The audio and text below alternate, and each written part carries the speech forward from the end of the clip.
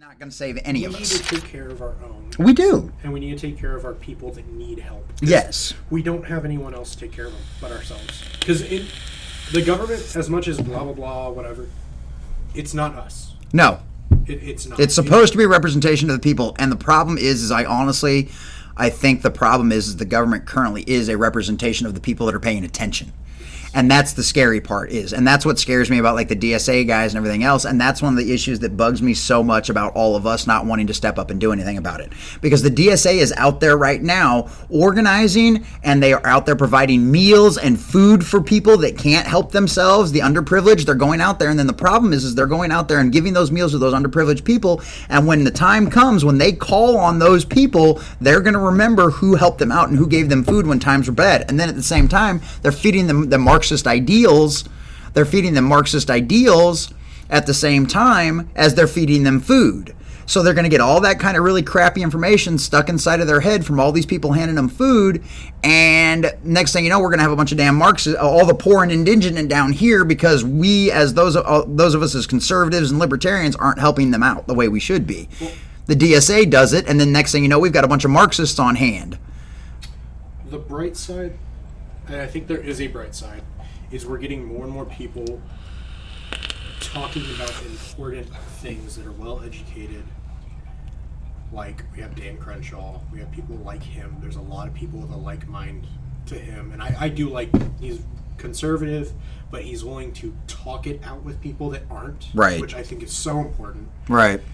Those guys, because the fact of the matter is I'm not going to have an Harvard education ever. Well, but yeah. Dan Crenshaw does. Well, meaning that gives him backing for the people that will not listen to me because I'm not as educated as them. Right. And he can talk to...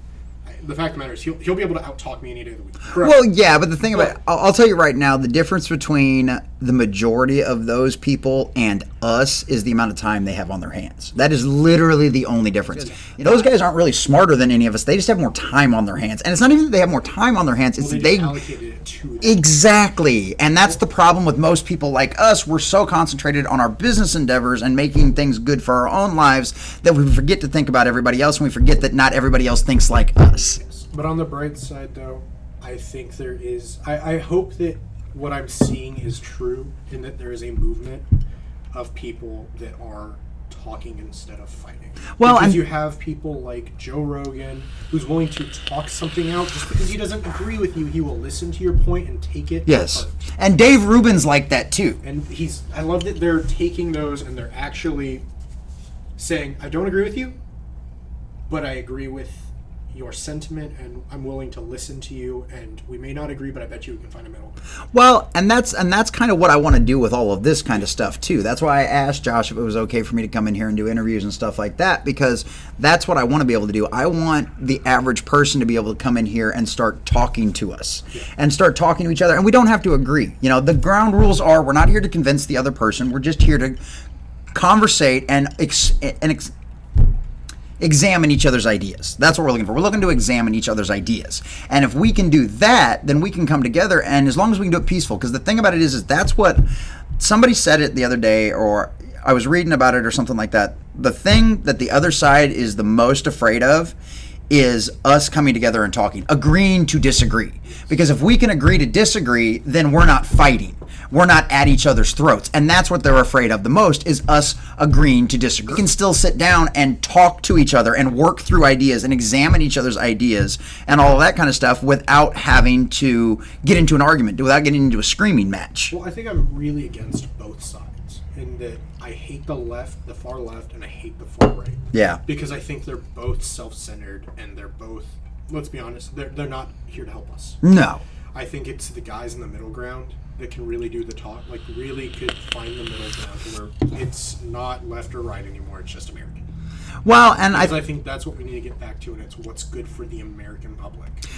And I agree with you. And I think the biggest issue right now is everybody's scope, right?